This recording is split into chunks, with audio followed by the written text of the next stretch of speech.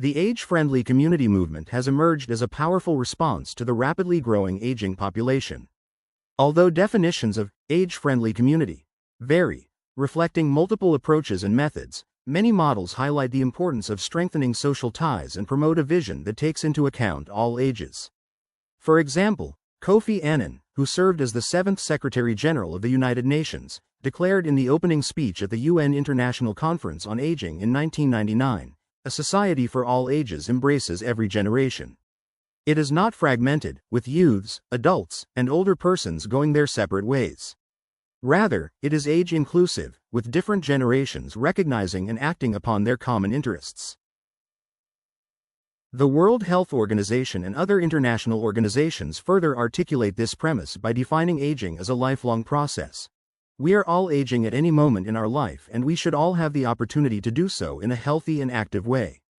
To safeguard the highest possible quality of life in older age, WHO endorses the approach of investing in factors which influence health throughout the life course.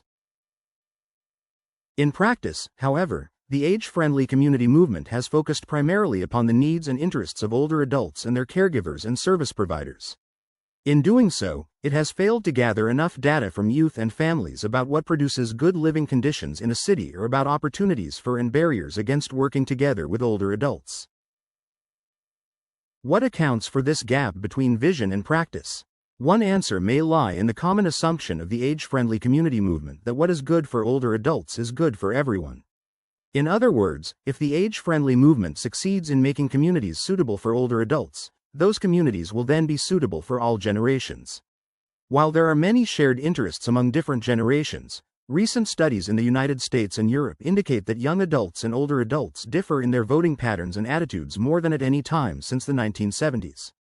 These studies suggest that in order to fully understand what constitutes a city that is friendly to people at different stages of the aging process, it is critical to gather data from multiple generations about what makes a city good for both growing up and growing older.